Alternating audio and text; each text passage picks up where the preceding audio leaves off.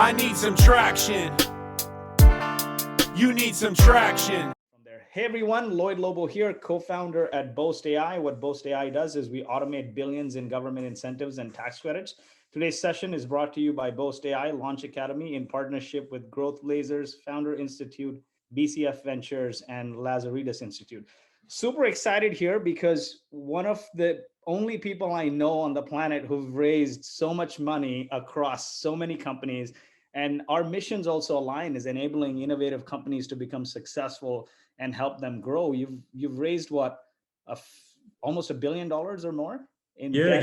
getting up to between funding vehicles and equity. We're getting up to close to $1 billion now. Wow, that's phenomenal. And you've had a great journey, Andrew. Like prior to Clearco and it becoming a $2 billion company, you were at Top Hat. You've invested in companies like Wealthsimple, Properly, Tulip Retail, and then you also were president at Demi. Walk us through that journey. Yeah, it was. I guess you can, if you take out all the bad parts of the roller coaster, then it definitely looks like a great journey. But there were a lot of ups and downs, man. I'm an engineer. We were talking a little earlier, like born in India, moved to Toronto when I was a kid. I lived in Chicago for a little bit, but studied engineering at the University of Waterloo. Thought I was going to build and design cars. That was sort of my, I loved cars in high school. That's what I thought I was going to do.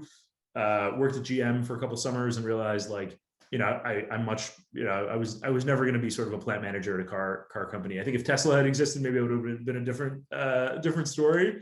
But graduated, worked at McKinsey for a couple of years, which was also an interesting, sort of very different from the engineering side. It was interesting, very fast paced. I think I learned my work ethic probably in those McKinsey days of like, 7 a.m. to 2 a.m. Average work days. But I also realized I'm much more of a builder than I was ever going to be a consultant. Like I love the engineer. I loved actually creating stuff. And then met a guy, fellow Canadian, Waterloo grad named Chamath in 2010. He was head of growth at Facebook. And, I was trying to decide whether I should move to New York or San Francisco or stay in Toronto. And he was like, look, man, like if you're going to do something interesting with your career, you got to come down, either join my team at Facebook or join a company I was on the board of. So I moved out, joined a company called Top Prospect, which was like a recruiting platform on top of LinkedIn, Facebook. And honestly, like that was what first opened my eyes. It was fall of 2010. Andreessen Horowitz had just unveiled their new fund. They were a seed investor in the company. It was like all of this crazy hype. I remember going to TechCrunch Disrupt, and you meet all these people who you read about, in TechCrunch and New York Times and all these amazing founders. And I met them at these events, and I was like, these are great people, but like they're no different than my friends back in Toronto that were starting companies, or my friends in India or in Europe or anywhere that were starting companies.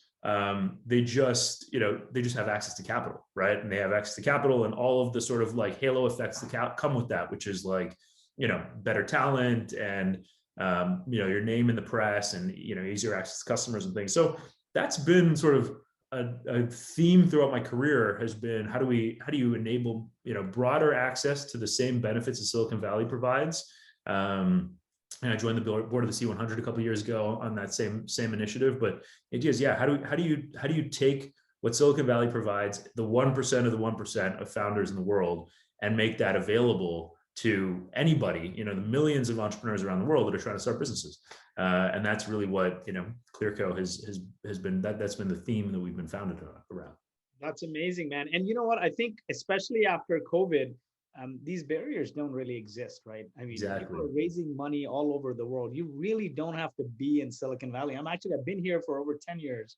A lot of my connections in my life has been the Bay Area, but I'm actually, it's cliche here. I'm moving to Austin. I've been building a house in Austin. Oh, that's awesome. Nice. But I feel like you can be anywhere in the world and build a company now if you have companies like Clearco giving you access and the connection, because it's just not the capital. Right now, money is cheap, but like there's other things, right?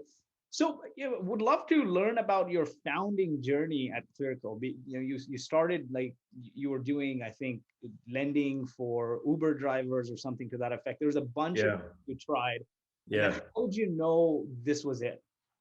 Yeah, it was interesting. So I, after that first company, Top Prospect, I was really interested in education tech. My mom was a teacher. My grandfather was a teacher in Africa. Like I'd always been interested in the impact. I met the team at Top Hat. First thing they asked me to do was help them raise money. So kind of went through that process a couple of times. Then, got recruited to do the same thing at NIMI. And that was sort of one of those moments where, we brought on an investor that was probably not quite aligned with the vision of the company and the direction we wanted to take it. And so we had one bad board meeting and the investor was like, no, we're bringing in our own people, sort of cleaned house. And so I found myself, I just met Michelle. Michelle and I just started dating a few months ago, a few months before that. And I was like, oh, I don't have a job. Our board, cleaned out the management team. What should we do? And she's like, oh, we're going to start a company. I was like, what kind of company? And we were, spent some time brainstorming. We were like, okay, do we start a venture fund? We've done some angel investing. Michelle, I think she had just joined Dragons Den, hadn't yet joined Dragons Den, but was talking to them about it. And so we were like, okay, well, do you want to start a company? And realized like the world doesn't need another venture fund, right? And so we started to think about what are we both really passionate about? We want to enable more entrepreneurs. We want to enable people to live the life that they want. We want to help people, and we want to be able to do that at scale. And we saw this sort of like online economy, this gig economy, starting, and we realized that there was going to be a need there for better financial services. I had just invested in Wealthsimple, realized that existing financial services didn't meet the needs of the new economy. And so, we thought we would start at the micro level, and started with Uber drivers and gig workers. And that was sort of how we figured out we were going to start with a tax planning product for them. Realized nobody cares about taxes. Like there's 2 weeks. This week is the 1 week a year that anybody cares about their taxes.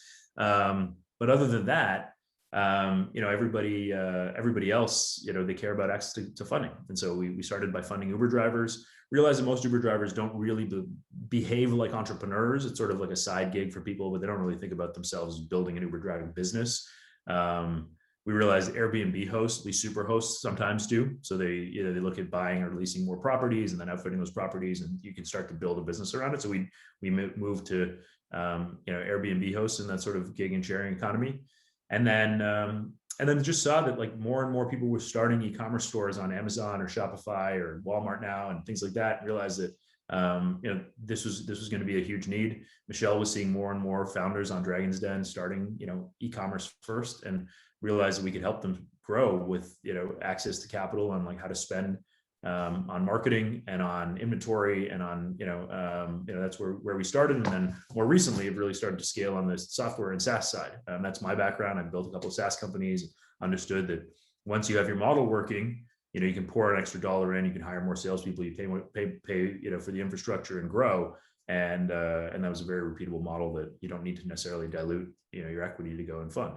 So first question, you've been a part of venture-backed companies. You talked about, the first gig you did, your job was to go and raise money. And we know some of the same people. And I believe it was Michael Wozniak at the Canadian consulate who said like, Andrew is a rock star, like 7-8 years ago. He's like, the guy just joined this company and he raised them tons of money, right? And I've always had this thing that, Andrew is like a money magnet kind of thing. But what is your definition of sort of success here, right? Because should people bootstrap or raise money? Because today in 2021, money seems to be cheap. Like everyone's throwing money at every other company.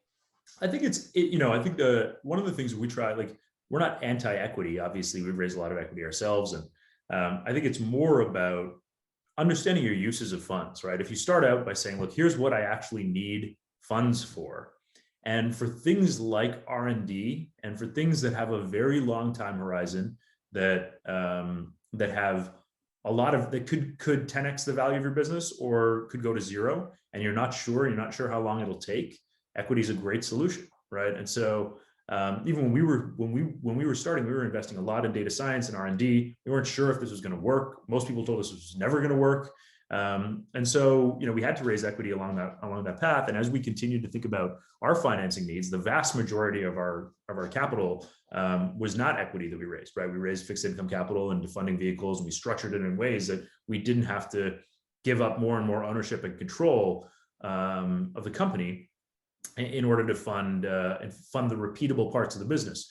Whereas for the things that were very the riskiest parts of your business, you want to give up equity, you want to have a partner and sort of say, look, let me de-risk it. And so, the way we think about this is try and think about, one, the type of business you want to build, right? Like, do you want to build a business that is likely to succeed, but may not be a $10 billion company? Or are you trying to, are you going to try for that, $10, $100 billion exit, or die trying, right? And go, and go for that. And then what are your uses of funds to get there, right? What's the most efficient way to capitalize it? And really break down, like, I need to spend this much on sales and marketing. I need to spend this much on infrastructure. I need to spend this much on R&D, and really figure out what's the risk associated with that spend, because you can get lower cost and less controlling and dilutive capital, even in today's environment, for some of those more repeatable, more predictable expenses. Yeah, I've been a part of 4 venture-backed failures, and some with really good investors. And I've found that you often chase somebody else's definition of success, especially in markets outside of Silicon Valley, right? It's like aping Silicon Valley. Let's go on TechCrunch. Let's go on stage. And I often hear this too in markets that are not Silicon Valley. Canada being a big one is the community says, oh, entrepreneurs here are not aggressive. They don't go for the big billion. It takes a lot of hard work and effort to build a company, and your family is often collateral damage, like Boast bootstrap. Oh. And then we took 123 million, 23 being equity and 100 being a credit facility. But my wife was very clear. You've been a part of 4 venture-backed failures. Better not take this money and build somebody else's definition of success, or you're getting a job, right? That's it. I've been bankrolling you for a while. So, what's your thought there? Like, because, I've always had this position, like media, especially in the few years, like media is skewing our idea of success, right? Yeah. Find a founder, raise capital, get written up. But you guys are changing that landscape, especially for companies that are not venture scale, because not every company can be venture scale, and not every founder has the aptitude to be venture scale. Well, yeah, I mean, I think there's also this, we even use words like venture scale and bootstrapped, right, or lifestyle, and I think a lot of the vernacular that we use around company building has been influenced by people who are incentivized.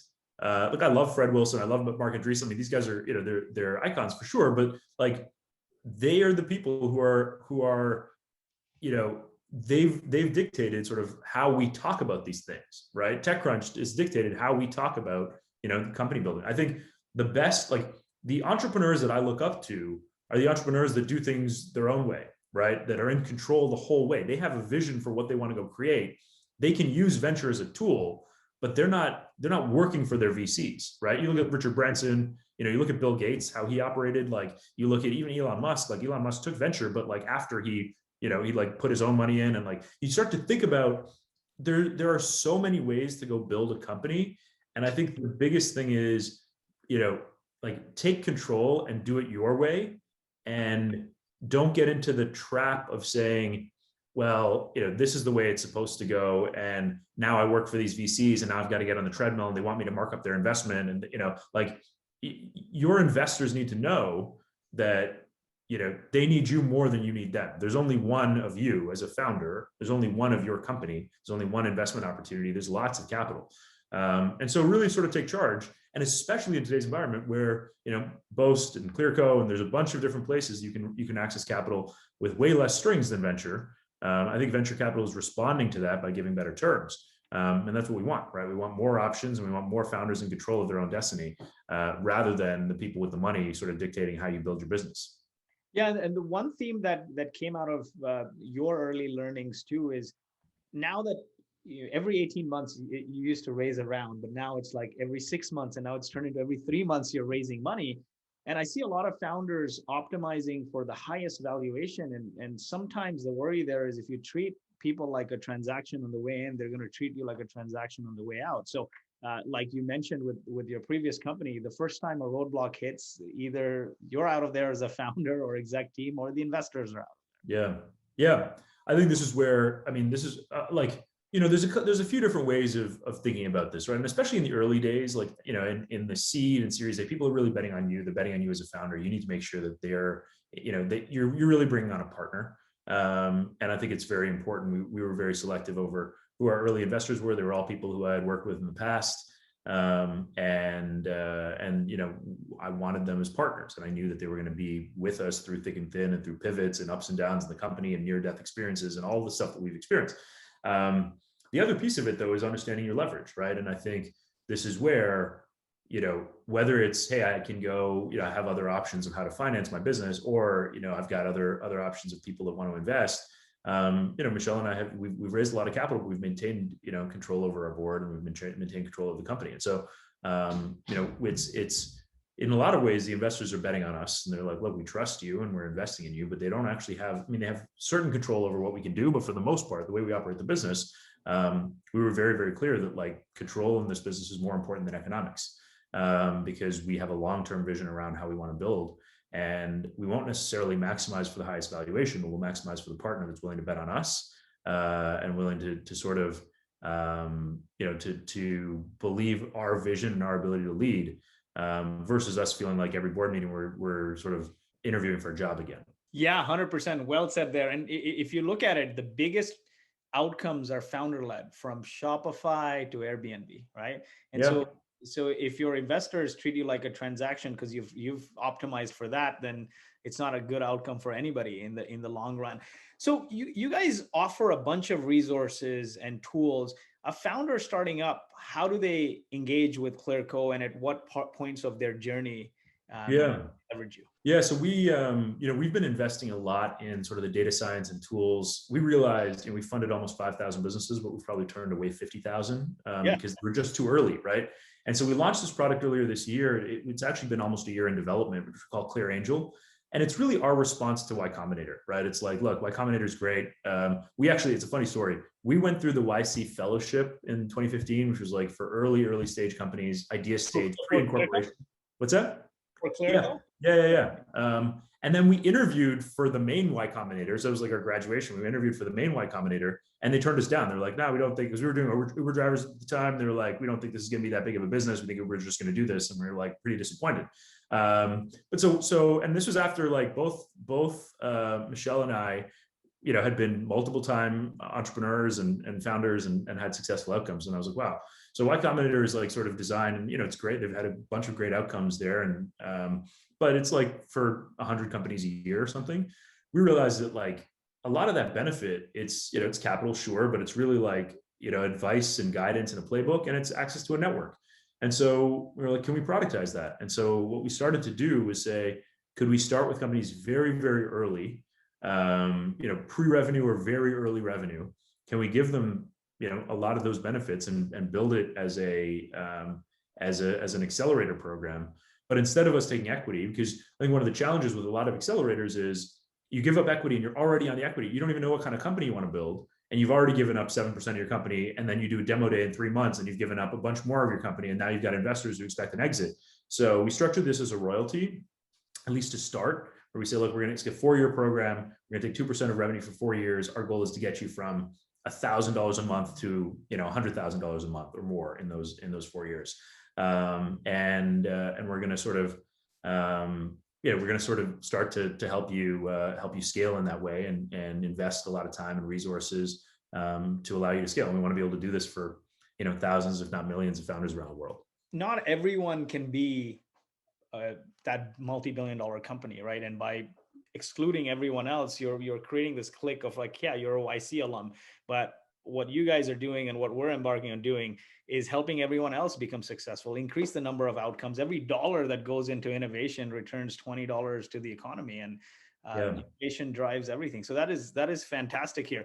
Now, when companies are starting out, right, how would you recommend they go about things? Like, you have to validate the idea like you went through, then you get to product market fit, then you got to scale that effort. At what points do you recommend they raise different types of funding there? Yeah, I mean, I think, before I would always say, like, you got to be talking to customers before you talk to investors. Like, spend a lot of time pitching customers, trying to sell your product, your idea. If you don't have the skills to create a very, very, crude version of your product, without outside investment, you probably need to go find a co-founder that does. But to be honest, I mean, you can fake a lot of products with a combination of Excel and, some no code stuff. So that's what we did. Like Mike at Wealth Simple was a great example, right? He started Wealth Simple by just building us a portfolio. Like he'd go to, we were all friends. We all worked at McKinsey together. And he'd be like, hey, I'm going to work on portfolio management. What are your goals? And he built us a spreadsheet. And he's like, here's a portfolio for you. I was like, oh, that's great. So like, like you can do a lot to validate your idea, whether people would pay for it, even before you get you get any funding. And so, first pitch customers, make sure you've got conviction that the problem that you're trying to solve is one that your customers care about and are willing to pay for, and that your initial stab at a solution is even close to on the mark. And that'll just make your fundraising, and then if you're like, hey, I actually need money to go scale this, then it'll make the fundraising process much easier. Because you're like, look, I've talked to 200 customers, 70% of them would pay, $50 a month for this. Like they're ready to go. I've been serving this with spreadsheets and phone calls and text messages. I can't do it anymore. I've got to automate it. I've got to scale it. I need money to go do that. That is a way better, as an angel investor, as any kind of investor, it's a way better pitch than like, look at this pitch deck, look at the TAM. Like, I've made no traction and talked to no customers, but just give me $1 million and I'll build you a huge outcome. Like, that's just not an interesting. If your pitch deck is mostly like market research you can do on Google, it's not interesting. If your pitch deck is mostly hundreds of hours of discussions and conversations and invoices to customers, like that's interesting. Definitely, though that makes complete sense.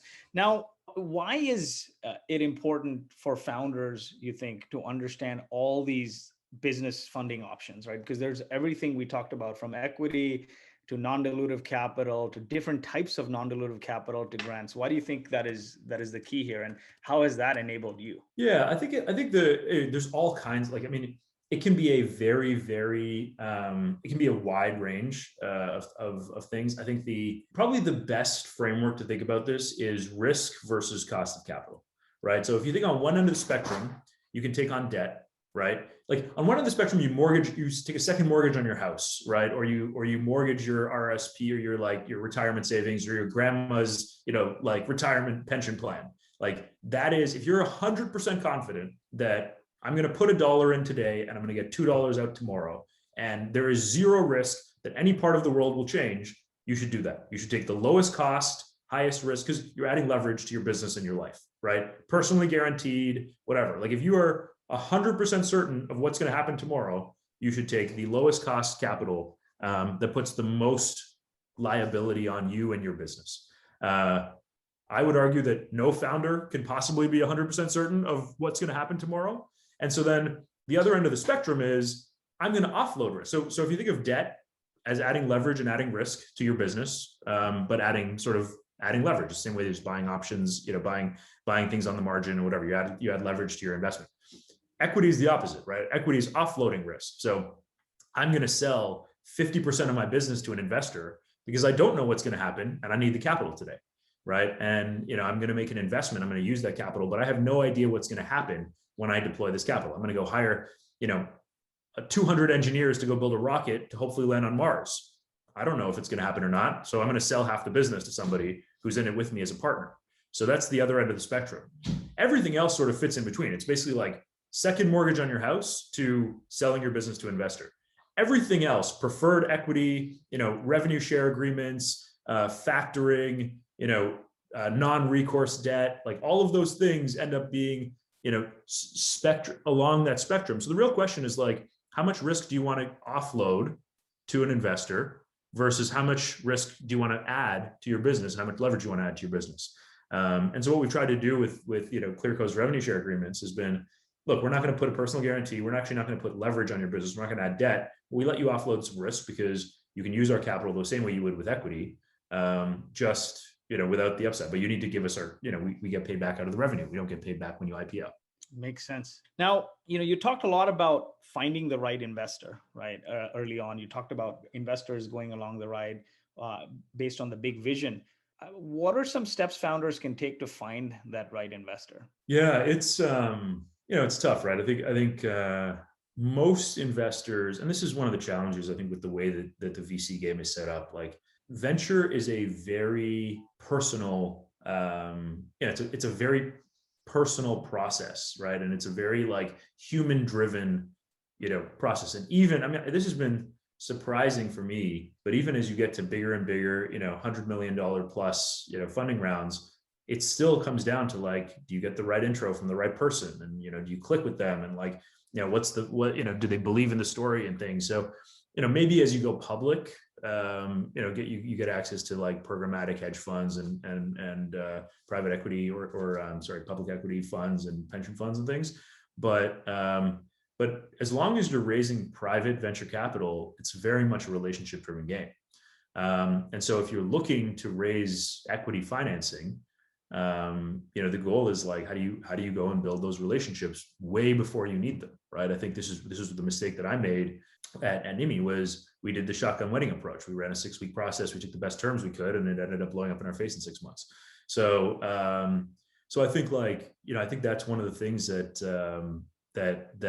came, that I realized is like every investor that's ever led a round, in almost every case we've known for years, right?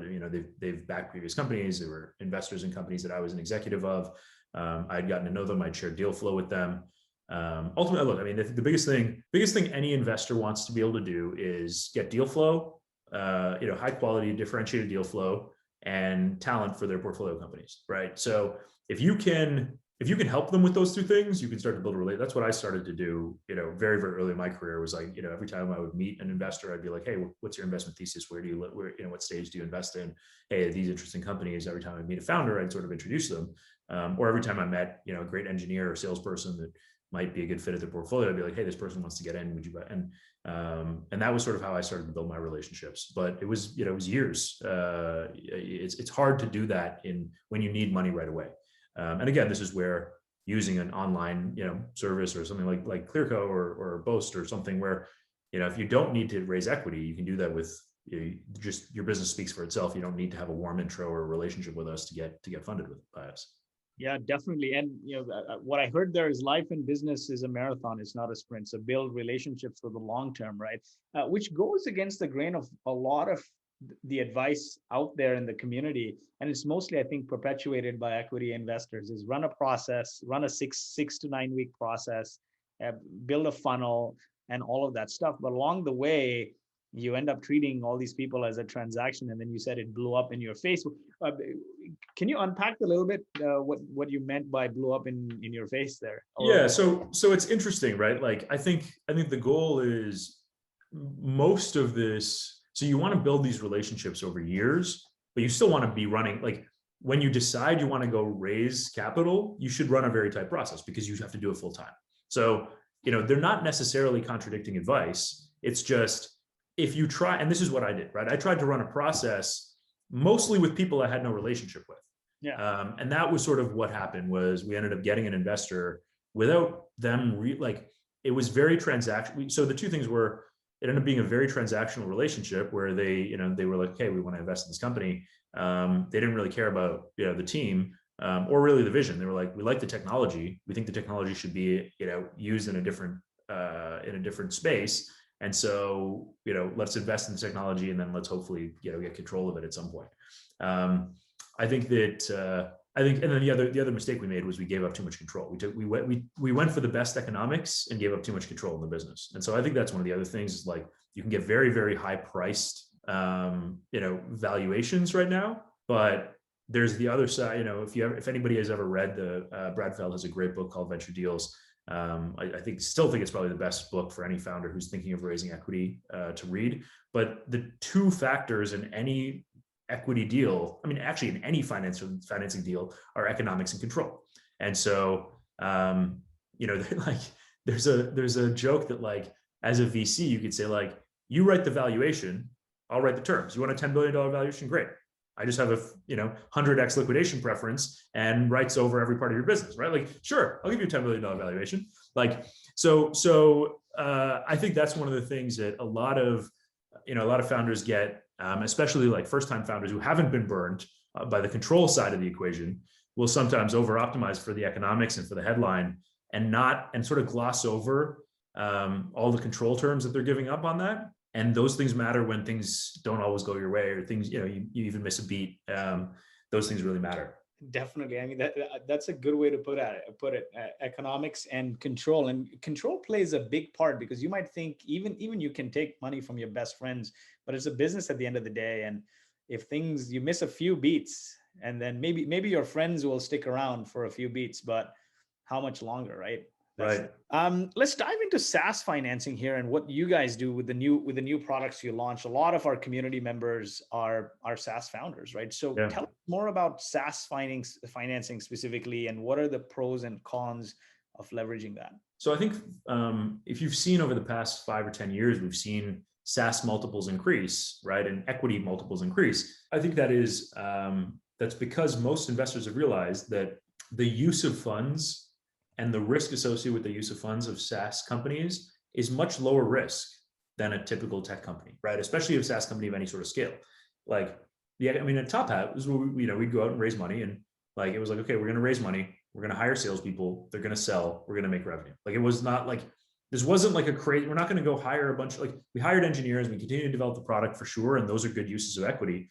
But the vast majority of our funding rounds was in order to accelerate our go-to-market machine that was already working. And for most SaaS founders, that's like, why would you continue to dilute yourself and give up more and more, equity and control of your business when you already have a business model and unit economics that makes sense? You just have there's the SaaS J curve. You make an investment and that investment doesn't pay off for somewhere between 6 and 14 months. And so I think this is where, VCs have caught on, and they've been trying to get equity-like returns for investing in not equity-like risk. And that's really where, what we try and solve at Clearco with our SaaS financing product. We call it runway, but it's really about like, hey, what do you have? Do you have, 18 months, 24 months of runway? Can we just extend it, right? Can we extend your runway to infinity? Because if you've got both a business model that's working and a way to deploy capital to grow, and your cohorts are performing, and your unit economics and your CAC to LTV make sense and are consistent and are stable or improving, we should be able to unlock almost unlimited amounts of capital on very, very favorable terms for SaaS businesses. And that's really what we aim to do. And you maintain control and take little to no dilution, and it's cheaper long term, I guess, than venture capital, right? Because you've got all these liquidation preferences. You gotta return X amount at the end of that. Exactly. Yeah. I mean, look, I think there's, you could get venture debt on one end of the spectrum, which again has, it comes with covenants, it comes with some control provision. So, if you miss something, or if you don't have, if you miss a financial covenant, or if something in the world changes, like a pandemic, you may end up losing that access to that capital. It's very low cost or low headline rate, but warrants may end up being more expensive, with that as well, and other fees. There are marketplaces where you could sell, SaaS contracts and things, but you're then you're trying to figure out if somebody's going to buy that on the marketplace, and you're sort of beholden to that. You're giving up a lot of data to who knows which buyers on that marketplace. So, there are different pros and cons to different sources of financing, but what we try and do is be, like an investor, the same way that you would with a VC, but we can give you an answer in, hours or minutes, and we can fund sort of, infinitely, frequently and scalably. Definitely. And yeah, so tell us more about what an ideal customer for you is, for the SaaS financing product, and what sort of industries have you financed? I guess if it's SaaS, it's all fair game, but let's dive into the exact idea. Yeah. I mean, it's anywhere from a company that's doing 10K to 10 million MRR is a typical SaaS company. We can fund MRR, ARR companies. We can fund, I think the goal here is, ideally, it's a company that doesn't have a lot of customer concentration risk. Like if you just sell to the government of Canada, it's probably not a good, you're probably not a good fit for us, or you just sell to 1 or 2 clients. If you have cohorts that we can track, and we can say, these companies are continuing to grow with you, they continue to stay. We can model out your churn rates and your customer retention and net dollar retention. And then the real thing is, what are your uses of funds, right? And are you using funds on a use case that is likely to continue to grow your business in a predictable way, or are you using funds on something that is relatively unpredictable? And so the way that I would think about this is, you can meld these a little bit. Like, we certainly have people who use our capital and accelerate the payments so that they can hire more engineers and invest in R&D. But for the most part, if you're investing in things like R&D with a very, very long payback period, you probably want to use equity. If you're investing in things with like sales and marketing with a relatively predictable payback period, you probably want to use our capital. And that's probably the simplest way to frame it. But yeah, we can start with companies as early as 10K MRR. And with Angel, it can be as low as 1 or 2K MRR. And how does it work here? So we sign up, you link their banking. Do you get access to their CRM data? Yeah, their billing system. So we look at like, how do you bill your customers? How do you charge your customers? What does your banking and accounting system look like? And from that, we get enough data to sort of build out our cohort analysis. We do that all automatically. Awesome. That is fantastic. And I guess from a SaaS perspective, what are you seeing out there? Like, how many months time MRR do you typically fund? Because this is a game changer, right? You said infinitely, but I mean, there's of course some times in there, but it's a game changer, because if you can turn $1 into 3 or 4 and you have that predictability, why would you ever want to give up control? Well, that's it, right? And Matt's on this chat. Matt, do you know how many times MRR we're funding? I don't want to say something that's going to make your life more difficult, but I know we're trying to continue to expand that. So I'll let Matt chime in on the chat to make sure I have the right thing. But we typically, and we'll have payback periods that range from 4 to 6 times MRR. There you go. We'll have payback periods they go from 6 months, 12 months, 18 months, 24 months. So we can actually, we can have, depending on your customer payback period, we can design a program that gets you outside of the customer acquisition payback window too. That's phenomenal. We talked about like increasing gross margin, right? Leveraging these options. Like, what are your recommendations there? Like, for example, you're doing 125K, your gross margin is 80%.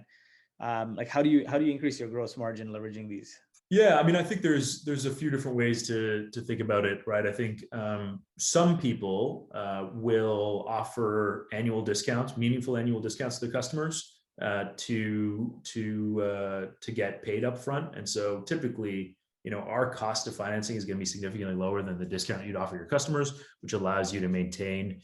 I mean, the other nice thing is, like, you shift from an accounting perspective, you shift a cost of goods or a revenue line item to a cost of financing, which typically comes in below the line and below the EBITDA line. So if you're looking at driving, so if you're getting valued on an EBITDA multiple, then it can help you improve your EBITDA multiples, and at the very least creates a bigger delta between the price that you charge your customers and the price and the cost of goods.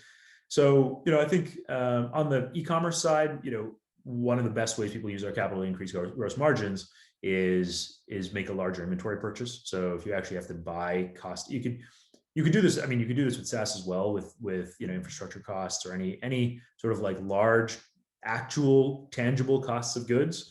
In most of those, the bigger purchase you make or the bigger commitment you make for a longer period of time, the lower that cost is. So, the e-commerce analogy is, if I'm buying finished goods out of China, if I double or triple my order, they might give me a 10 or 20% discount on that order. And that just drives pure margin. And that outweighs your cost of financing by, several times. I mean, you guys are already probably the world's largest investor, right? When you look at that landscape and all the tools you're building from early stage to late stage. Now, David asked here, do you anticipate having any financing solutions for deep tech or other capital intensive ventures out there, particularly around early stage? And that's a hard one. It's a tough one. I mean, look, I want us to figure out how to finance every stage of every company and every use case. Deep tech is tough because, we're never going to be subject matter experts, right? And so, like, deep tech, you've got to have people who really understand the deep tech. So if there's a way for us to use technology to understand, then I think we'd be open to it. I don't think us having an equity solution is totally off the table. If that's what the market needs.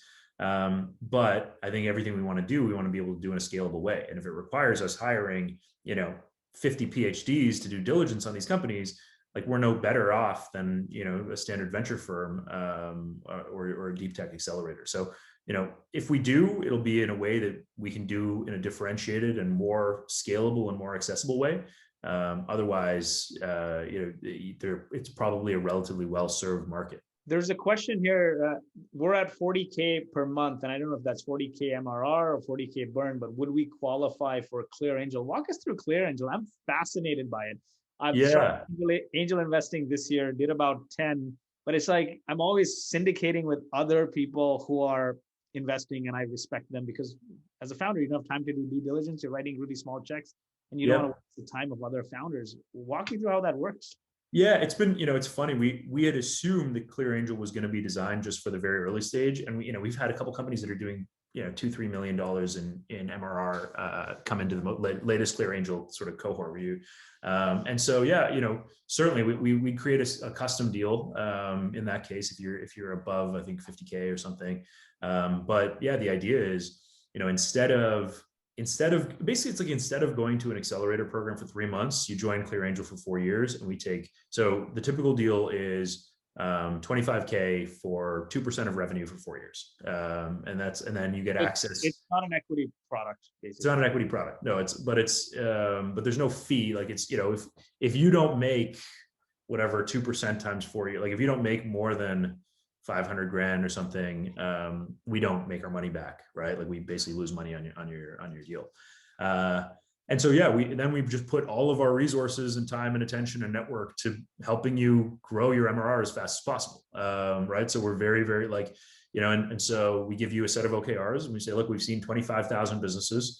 We know what works. Do these 3 things, next week, do these 3 things. And we basically give you a clear coach, who helps you walk through this stuff. And then, it's really interesting. I think what the mission of ClearAngel is to solve the information asymmetry that most founders face, right? If you're going and negotiating with a supplier or negotiating with an investor, like they do this all the time. You do this once or twice. So we're like, okay, here's how you should value your business, right? Here's some arguments. If you're looking at hiring an agency or a service provider, instead of interviewing 20, we'll like, this is the one that will be best for your business. And here's 2 others. If you're looking at hiring somebody, we can give you comps and benchmarks. So like, we can basically any question that you have as a founder, we try and solve for you. And so and the interesting thing is, we just started building it. We have an open roadmap. So we say, look, here's the 50 features that we are building and types of questions and types of requests that you can ask for. But every month we have an all hands and you can basically vote on like, oh yeah, I want this feature, right? Like, so you can actually help design the roadmap of the benefits that we provide for you over those 4 years. So it's a really interesting product. It's really, the goal is productizing sort of angel investing, sort of, accelerator programs. But yeah, absolutely. If you're doing 40 or 50K, we've got many companies in our cohorts that are of that scale and larger. Definitely. So this person asked, it's 40K MRR. I mean, you should go for SaaS financing, probably, right? Yeah. But if you're looking for the help, beyond like SaaS financing will fund you, but angel, we can actually help you continue to grow. So you should talk to both teams, and we can combine them, right? We could do an angel deal and then add SaaS financing on top of it. So your cost of capital is lower. So I'm really intrigued on this ClearAngel, and I have a couple of questions there. Why did you choose to structure it like revenue financing versus an equity investment or combination? Yeah, I think part of it is not every company wants to go the equity route. Like we met lots of people who are like, look, I want to build a business. I want to, I don't want to sell the business. I don't want to IPO the business. I want to hand the business down to my children. I want to run it forever. If that's the founder's plan, we think we can still help. We just, we can't, there's no point in us holding equity in a business that's never going to exit. And so, so we structured the product that gave a lot more flexibility to the founder to be able to say, if you want to raise equity, you can raise equity, but you don't have to, and you can make that decision later. So yeah, we may end up doing an equity program as well alongside that, give people the option, but we found that this resonated really well, and it sort of kept with our theme of being non-dilutive and non-controlling. Definitely. No, makes complete sense now. And what's the minimum you fund there on the ClearAngel side? So it's usually companies that are like 2K MRR. We've even gone earlier. Like we have some pre-revenue companies that are part of the program, but for the most part, it's like, you've got to show that you have some customers that are willing to pay for your product. And we sort of set the 2K as a rough threshold for it.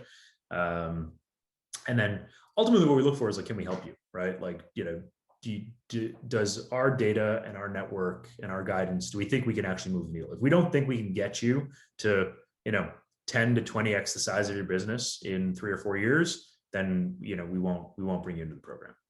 And then your return on Clear Angel is typically like how much do you guys charge, or what do you guys make on that? It's just 2% of revenue for 4 years. 2% of revenue for 4 years. That's very nominal. And with all the help, everything you're Yeah, doing. exactly. We want it to be like kind of like less than payment processing, basically, right? So you guys have simplified access to capital, and you guys are on a mission to make it so simple with resources, with help, that the only reason as a founder I would think that I would take money for somebody else at a growth stage is, hey, are you letting me take some money off the table? Because otherwise, I got Clearco. Like, why would I take your money? I got resources. Because look at it, right? If most founders, like you and I, have great networks, but like most founders don't. They don't have access. They don't have network. They don't have things like Clearco or Traction. And that's where they suffer. And you can expedite a lot of things by having access to advice. But if you're providing all of that, really, like, capital becomes its cheapest form. And then the only way to compete, I think the VCs of the future are going to compete with Clearco by giving founders options to take money off the table at the later stages. Yeah, totally. But I mean, look, there's no reason why we can't do that too, right? Like, it's, like I think that's, I mean, look, public and private markets are starting to meld. And as we start to think about, how do we want to provide equity and equity-like solutions and instruments, if that's the reason the founders are going to venture, like, we can solve that problem too. Definitely. Murthy asks here, we don't bill through Stripe.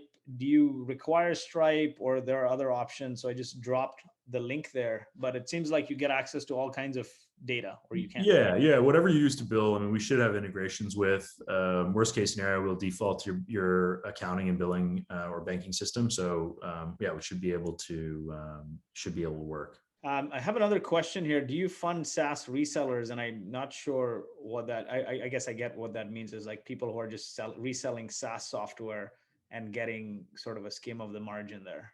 Yeah, it depends on your margins. It depends on the margins. Like, I think it'll you should talk to somebody and talk to somebody on the team, and we'll figure out if we can help you, for sure. We don't really fund service-based businesses, like just pure services or pure brick and mortar businesses. But if you're an online business, we should be able to help you. Awesome. It's been a great conversation here. The last few questions. What's next for you and Clearco? I mean, look, we're trying to use. I think we want, and the reason we rebranded from Clearbanc to Clearco is because we want to be much more than just a capital provider for founders. We want to use data to help them make better decisions. So we'll get you the capital, sure, but then what do you do with it, right? And how do you actually make better decisions as a business and as a founder? So we're going to continue to listen. We've got a bunch of products in the works that you'll continue to hear about over the course of the year.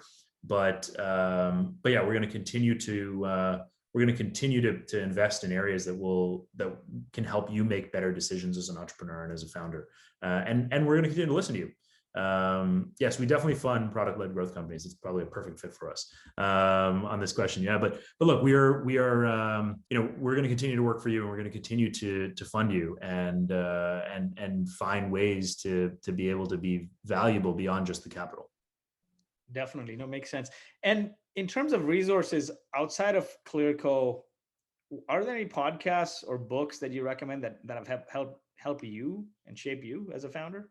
Yeah, there's been some really good books.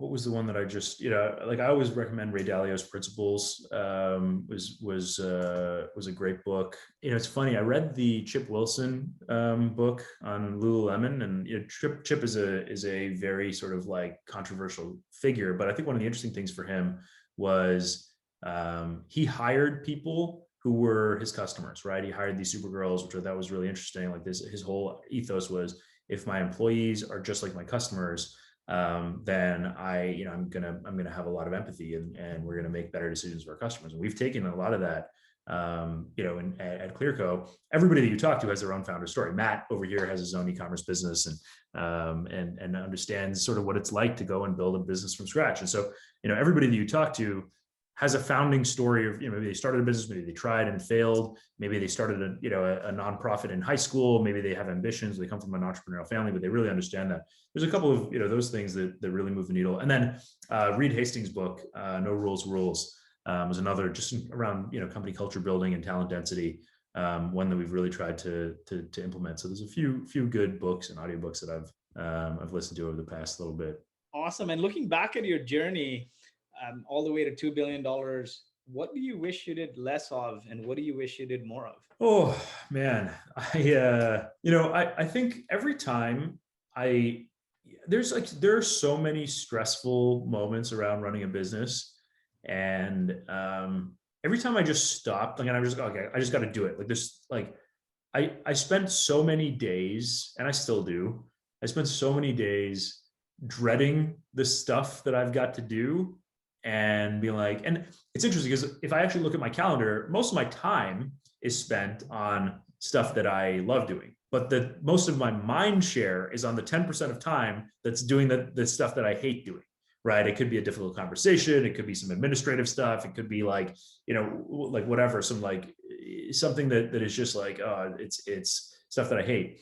And so what I've just started to do is try and really when I feel stressed, when I feel anxious, I'm like, what's causing that? Am I should I even be doing this? Right? Am I good at this? Or is there somebody else that's better at solving this problem in the company that actually would enjoy this work? And it's funny because going through that exercise, I've been able to sort of design the organization around my skills and preferences. So I try and spend more and more of my time doing the things that I like doing, that I'm good at. And every time I start to feel anxious, I'm like, what part of my job should I give to somebody else so that I get back to my zone of genius and where I'm actually really good at? So I wish I'd done that earlier. Spent a lot of time in the early days, banging my head against the wall, doing stuff that I probably wasn't qualified to do.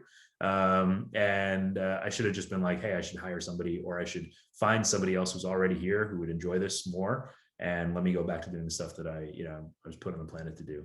Delegation is one of the hardest things to do. Like, up until maybe a month ago, I was even editing the traction videos because I'm like, optimizing for the the 2% at the end. And I feel like more companies die of indigestion than starvation. Leaders just don't want to give. And you got other people waiting, give me more kind of thing to advance in the career. So that's a profound learning there. And thanks for sharing that. Awesome. But where can we find you? You share a lot of great learnings on LinkedIn. You share a lot of great learnings on Twitter. What is your go-to? Yeah, LinkedIn is probably the best. Follow me on LinkedIn. I'm easy to connect with. Twitter, I'm starting to use Twitter a little bit more. I'm still figuring it out. Twitter and Clubhouse, actually, those are the two areas that I'm trying to engage with a little bit more. Our team has done a great job on those platforms. So anywhere online, just Andrew D'Souza, or Andrew D'Souza on LinkedIn, and would love to connect with folks outside of this. And my last question here is fitness, right? You've been extremely fit over the last 4 or 5 years. And I think we met probably pre-2015, and you've just transformed as a human being, right? How much does that fitness play a part, right? Because you're going through COVID, you have in a lockdown. And I fundamentally believe there's something with physical health that impacts your mental health. Has that played a part for you? Yeah, I think of it as as an entire system, right? I think, and I credit Michelle, I credit Sonia, our trainer. There's a bunch of people who've helped me through this, but I think that there's exercise, diet, work and stress and sleep. And look, I'm not I don't get it right every day. I probably get it right less than 50% of days, but I kind of know what, once you get that treadmill, you can pick any spot, to be honest. Once you get that treadmill going, right? So what I try and do is get even a little bit of exercise in the morning. And that way I'm like, okay, I've exercised today. Okay, I'm going to commit to eating healthy today, right? And so you sort of exercise, you're eating well. And then, that usually allows, I find it helps me deal with, the stress of the day, and, and it puts me in a better mental position to sort of deal with my own emotions, which is really what drives most stress. Our jobs are not that hard. We're not being hunted by lions. It's you know what I mean? Compared to all of history, our lives are pretty good. And so, we create this cortisol and stuff in our brain because we don't have any other place to put it. So if you can sort of get there, then you can work on sleep, and then, you start the next day off you could start with sleep. You could be like, look, I'm going to get to bed at 10 o'clock tonight so that I have a great morning so I can wake up and then exercise. You can basically pick the easiest spot for you to start. For me, it was typically like wake up and exercise, but it might be, for some people, it might be get to bed at a reasonable time with proper sleep hygiene so that I can exercise. So pick whatever spot in that to start, and then, try and get a positive cycle going. And if you get it wrong one day, then just fix it the next day, right? I think that's like, I sometimes found myself beating myself up one day that I ate badly, or I had a shitty sleep or something. So that's probably one of the things that I've just tried to, like, look, here's the cycle that I want to start, and every day that I don't do it, it's fine. Like, I'll get back on it the next day. Yeah, the general theme, I think, throughout this conversation has been the biggest outcomes are founder-led. You gotta build control for yourself. You gotta optimize yourself, and I think mental health is a big part of that. And with all this fundraise and you optimize for the transaction, it leads to more mental health issues. And I think being physically strong leads to that. I have a product idea. You guys should launch ClearFit. Yeah, I like that idea. We have a channel where people, there's like a fitness competition. It's a not safe for work name for our fitness competition, but it's pretty good. So we have some fit people on the team. They've definitely motivated me to keep in shape. Excellent. Yeah, we too. We got like triathletes. Our CRO is a former Olympian, so I'm a big believer in that. Oh, awesome, man.